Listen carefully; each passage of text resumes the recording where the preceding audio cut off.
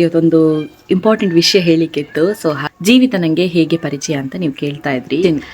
ಸಚಿನ್ ನನಗೆ ಹೇಗೆ ಪರಿಚಯ ಅಂತ ಹೇಳಿದರೆ, ನಾವು ನೆರೆಹೊರೆಯವರು ಅಂತ ಅನ್ನೋದಕ್ಕಿಂತ ಜಾಸ್ತಿ ಒಂದು ಒಳ್ಳೆ ಫ್ಯಾಮಿಲಿ ಥರ ಇದ್ದೇವೆ. Hi, welcome back to new vlog.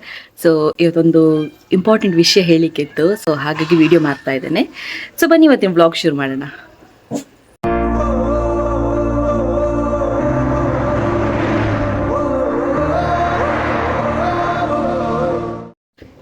ನಾನು ಒಂದು ರೀಸೆಂಟಾಗಿ ಒಂದು ವಿಡಿಯೋ ಹಾಕಿದ್ದೆ ಅಲ್ವಾ. ಸೊ ಇದರದ್ದು ನಮಗೆ ಪರಿಹಾರ ಸಿಕ್ತು ಅಂತ ಒಂದು ವಿಡಿಯೋ ಮಾಡಿದ್ದೆ. ಅಂದರೆ ತಮ್ಮನ ಸಾವಿಗೆ ಕಾರಣ ಏನು ಅಂತ ಗೊತ್ತಾಯಿತು ಅಂತ ವಿಡಿಯೋ ಮಾಡಿದ್ದೆ.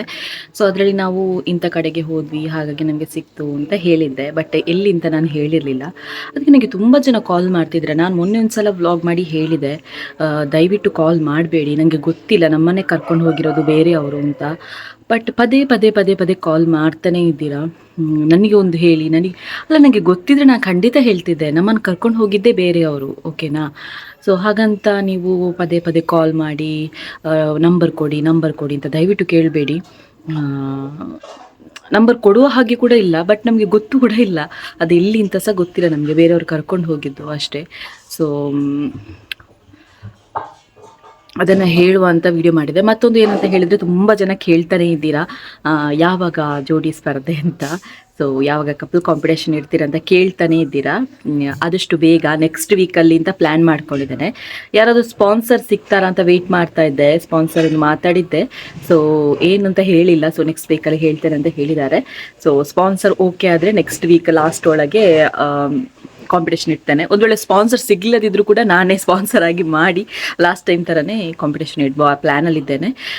ತುಂಬ ಜನ ಹೇಳ್ಬೋದು, ಇನ್ನು ಕಾಂಪಿಟೇಷನ್ ಇಡೋದಾದರೆ ಹೊಸೊಬ್ಬರಿಗೆ ಮಾತ್ರವಾ ಅಲ್ವಾ ಮೊದಲು ಫೋಟೋ ಕಳಿಸಿದವ್ರಿಗೆ ಕೂಡ ಆಗುತ್ತಾ ಅಂತ. ಖಂಡಿತ ಇಲ್ಲ, ಹೊಸೊಬ್ಬರಿಗೆ ಮಾತ್ರ ಅವಕಾಶ. ಯಾಕಂತ ಹೇಳಿದರೆ ತುಂಬ ಜನ ಫೋಟೋ ಕಳಿಸಿದ್ರು, ಹಾಕಲಿಲ್ಲ ನೋಡಿ, ಅವರಿಗೆ ತುಂಬ ಬೇಜಾರಾಗಿದೆ. ಸೊ ಹಾಗಾಗಿ ಹೊಸೊಬ್ಬರಿಗೆ ಅವಕಾಶ ಸಿಗಲಿ. ಮತ್ತು ಮಿನಿಮಮ್ ಫೋಟೋಸ್ ಇಷ್ಟು ಅಂತಲೇ ನಾನು ಇಟ್ಟಿದ್ದೇನೆ. ಯಾಕಂತ ಹೇಳಿದರೆ ನಮಗೂ ಕಷ್ಟ ಆಗುತ್ತೆ, ನಾನು ಒಬ್ಬಳೇ ಮಾಡಬೇಕಲ್ಲ ಅದರ ಕೆಲಸ ಎಲ್ಲ. ಸೊ ಹಾಗಾಗಿ ಈ ಸಲ ಮಾತ್ರ ಡಿಫ್ರೆಂಟ್ ಆಗಿರುತ್ತೆ, ಅಷ್ಟು ಹೇಳುವಲ್ಲೇ. ಮತ್ತು ಸದ್ಯ ಎಲ್ಲಿಗೆ ಹೊರಟು ನಿಂತಿದ್ದಾಳೆ ಅಂತ ನೀವು ಕೇಳ್ಬೋದು. ಸೊ ನಾನು ಆಗಲೇ ಹೊರಟು ನಿಂತಿದ್ದೆ, ಮಂಗಳೂರಿಗೆ ಹೋಗಬೇಕು ಅಂತ.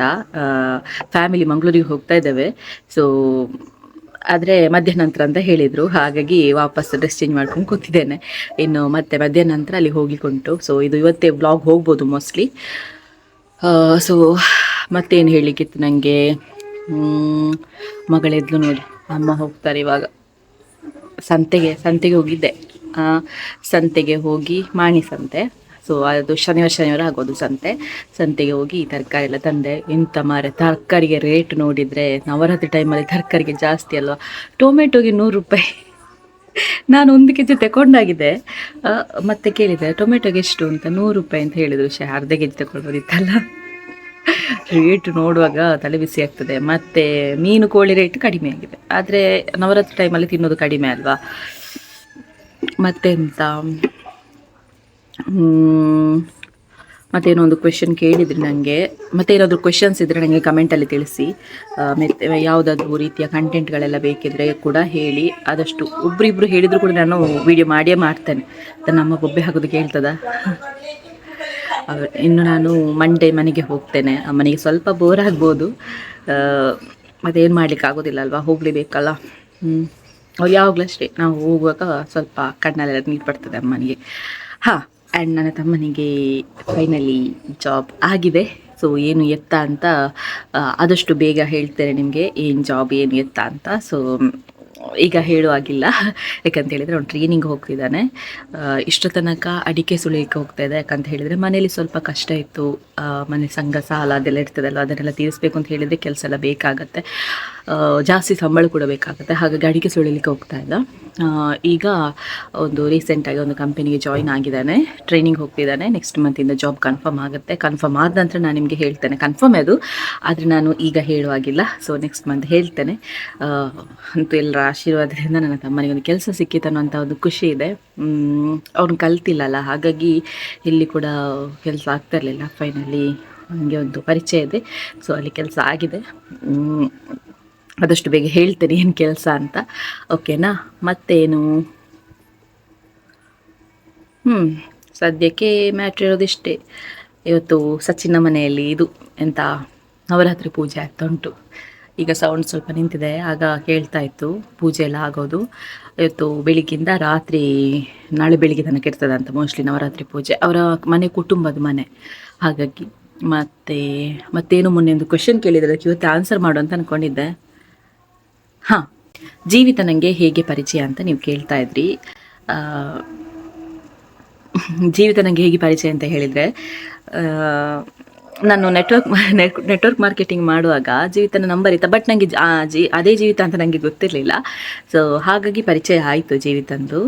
ಆದರೆ ನನ್ನ ನಂಬರೆಲ್ಲ ಆಗ ಸೇವ್ ಮಾಡ್ಕೊಂಡಿರಲಿಲ್ಲ, ಯಾಕಂದರೆ ಅವ್ರು ಜಾಯಿನ್ ಆಗಿರಲಿಲ್ಲ, ಹಾಗಾಗಿ ಸೇರ್ಕೊಂಡಿರಲಿಲ್ಲ. ಅದು ಅವರ ನಂಬರ್ ಸೇವ್ ಮಾಡ್ಕೊಂಡಿರಲಿಲ್ಲ. ಆ್ಯಂಡ್ ಯಾವಾಗ ಗೊತ್ತುಂಟಾ,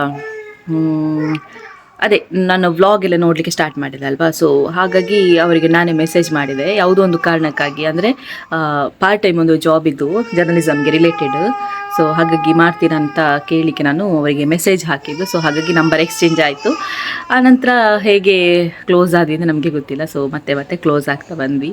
ನನಗೆ ಆಗತ್ತೆ ಈಗ ಮೊದಲೇ ಸಿಗಬಾರ್ದಿತ್ತ ಜೀವಿತ ಅಂತ, ಯಾಕಂತ ಹೇಳಿದ್ರೆ ನಮ್ಮದು ಸೇಮ್ ಪ್ರಾಬ್ಲಮ್ಸ್ ಆಗಿರ್ಬೋದು, ಮತ್ತು ಕೆಲವೊಂದು ಸಿಚುವೇಶನ್ಸ್ ಆಗಿರ್ಬೋದು, ಸೊ ಸೇಮ್ ಇತ್ತು. ಸೊ ಹಾಗಾಗಿ ಮೊದಲೇ ಯಾಕೆ ಸಿಗಬಾರ್ದಿತ್ತು ಅಂತ ಅಂದ್ಕೊಳ್ತಿದ್ದೆ. ಯಾಕಂತ ಹೇಳಿದರೆ ನಮ್ಮ ಫ್ರೆಂಡ್ಸನ್ನು ಮಾಡ್ಕೊಳ್ಳೋದು ತುಂಬ ಕಡಿಮೆ. ಫ್ರೆಂಡ್ಸ್ ಅಂತ ಇಲ್ಲವೇ ಇಲ್ಲ, ಅಕ್ಕ ತಂಗಿ ಆ ಥರಲ್ಲಿದ್ದಾರೆ. ಬಟ್ ನಾನು ಫ್ರೆಂಡ್ಸ್ ಅಂತ ಮಾಡೋದು ತುಂಬ ಕಡಿಮೆ. ಜೀವಿತ ಒಂದು ತಂಗಿ ಥರನೇ, ಜೊತೆಗೆ ಒಂದು ಫ್ರೆಂಡ್ ಥರ ಕೂಡ. ಸೊ ಏನಿದ್ರು ಕೂಡ ಶೇರ್ ಮಾಡ್ಕೊಳ್ತಾನೆ. ಜೀವಿತ ಕೂಡ ಅಷ್ಟೇ, ಏನಿದ್ರು ಕೂಡ ಶೇರ್ ಮಾಡ್ಕೊಳ್ತಾರೆ. ನಮ್ಮ ಫ್ಯಾಮಿಲಿಯಾಗೆ ಆಗಿದೆ. ನನ್ನ ಅಮ್ಮ ಕೂಡ ಹೇಳ್ತಾಯಿದ್ರು, ನನಗೆ 2 ಮಕ್ಕಳು ಆ್ಯಡ್ ಆದರು ಅಂತ, ಜೀವಿತ ಮತ್ತು ಜೀವಿತನ ತಮ್ಮ. ಸೊ ಇದೇ ಬಾಂಡಿಂಗ್ ಇರುತ್ತೆ ಅಂತ ಅಂದ್ಕೊಳ್ತಾನೆ, ಇರುತ್ತೆ ಕೂಡ. ಸೊ ಕೆಲವರು ಹೇಳ್ತಾರೆ ನೋಡಿ, ಜಾಸ್ತಿ ಕ್ಲೋಸ್ ಆದರೆ ಬೇಗ ದೂರ ಆಗ್ತಾರೆ. ನನ್ನ ಲೈಫಲ್ಲಿ ಜಾಸ್ತಿ ಆ ಥರ ಹತ್ತು. ಸೊ ಹಾಗಾಗಿ ಸ್ವಲ್ಪ ಜಾಗ್ರತೆಯಲ್ಲಿದ್ದೇನೆ. ಆದರೆ ಜೀವಿತನ ನೋಡಿದರೆ ಯಾವತ್ತಿಗೂ ಕೂಡ ಬೆಸ್ಟ್ ಪರ್ಸನ್. ಖುಷಿಯಾಗುತ್ತೆ, ತುಂಬ ಖುಷಿಯಾಗುತ್ತೆ ಅಂತ ಫ್ರೆಂಡ್ಸ್ ಎಲ್ಲ ಸಿಕ್ಕಿದ್ದಕ್ಕೆ. ಸೊ ಇಷ್ಟು ಹೇಳಬೇಕಿತ್ತು. ಮತ್ತೆಂತ ಸಚಿನ್ ನನಗೆ ಹೇಗೆ ಪರಿಚಯ ಅಂತ ಹೇಳಿದರೆ, ನಾವು ಸಣ್ಣ ವಯಸ್ಸಿನಿಂದಲೂ ಕೂಡ ಪಕ್ಕದ ಮನೆಯವರು, ನೇಬರ್ಸ್, ಓಕೆನಾ.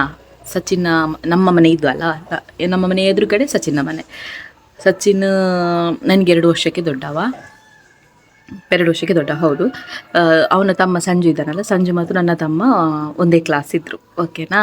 ಸೊ ಹಾಗಾಗಿ ಅದೊಂದು ಆಗದಿಂದ ಬಂದ ಒಂದು ಬಾಂಡಿಂಗ್. ನನ್ನ ಅಮ್ಮ ಮತ್ತು ಸಚಿನ್ ಅಮ್ಮ ಕೂಡ ತುಂಬ ಕ್ಲೋಸ್. ಒಬ್ರನ್ನೊಬ್ಬರು ಬಿಟ್ಟು ಕೊಡೋದಿಲ್ಲ, ಅಷ್ಟು ಕ್ಲೋಸ್. ಯಾಕಂತ ಹೇಳಿದರೆ ನಮಗೆ ಹೇಳ್ತಾರೆ ನೋಡಿ, ನೆರೆಹೊರೆಯವರು ಬೇಕು ಅಂತ. ಕಷ್ಟಕ್ಕಾಗುವಾಗ ಬರೋದು ಫ್ಯಾಮಿಲಿ ಅಲ್ಲ, ಫಸ್ಟಿಗೆ ನೆರೆಹೊರೆಯವರು ಬರೋದು.